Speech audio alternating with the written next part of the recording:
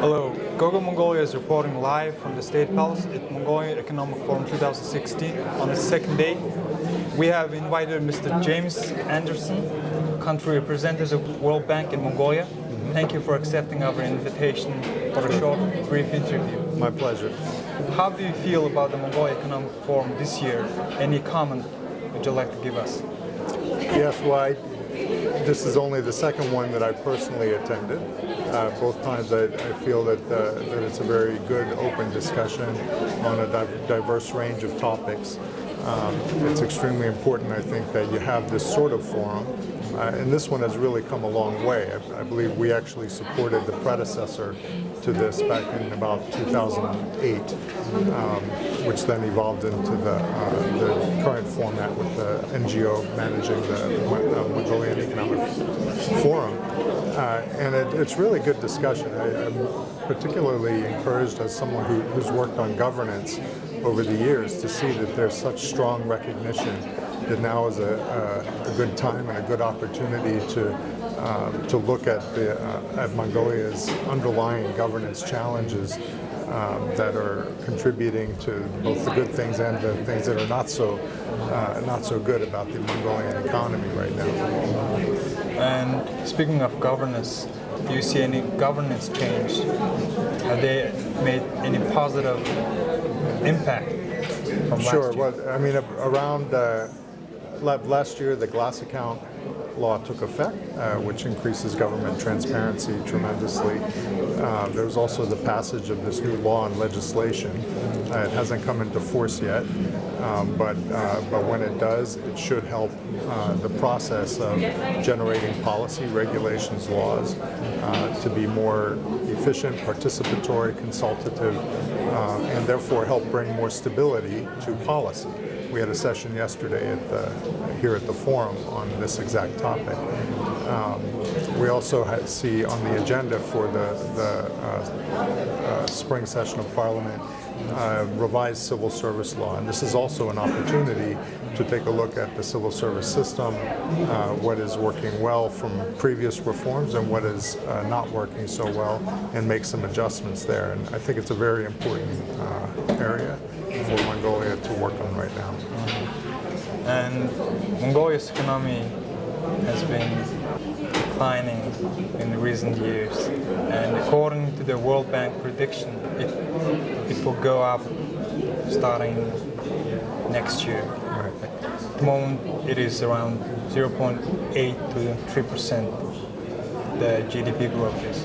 And how do you see the Mongolian economy will grow in the future, and what areas should the government focus, and what kind of policy alignments should they implement? Well, the thing to remember about Mongolia is it's a very small economy compared to the world, and it's very non-diversified in different ways. So it's very heavily reliant on exports to China. It's a mineral-led economy. And what we see happening next year is a resumption of investment connected with the second phase of OT and the spillovers related to that. But the key thing for Mongolia is policymakers, I think, is to always keep an eye on the long term and ensure that the economy is managed in a smooth way, which means when times are very good, that they're very cautious and exercise restraint in terms of spending, and then they'll have more buffers to be able to deal with the downturns. But also focusing on the long term means ensuring that whatever happens in the economy, that you're taking care of people who are vulnerable and ensuring that your future generations are healthy and well educated. Staying committed is staying committed, progress. And as I mentioned earlier, also take a look at these long-term governance challenges, and they are long-term. No country, very quickly improves governance, but a very long journey requires many steps, and we need to keep focusing on those. Is my last question I would like to ask. How World Bank is cooperating with the Mongolian government? What kind of works are in place? Well, we have about 10 projects right now, 10 big projects, plus another 20 smaller projects. Can you name a few? Sure, like Smart Government project. This is one that's just getting underway to work with the government to build the national enterprise architecture for information communication technology within government. We have another one called eHealth, which does a similar sort of thing between providers at different levels in the health system. We have some projects on technical assistance related to public financial management and agriculture. We have a livestock agricultural marketing project.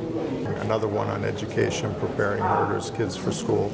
But of course, we see ourselves also as a bringer of knowledge, not only these sorts of projects. So we produce our economic updates and other analytical reports.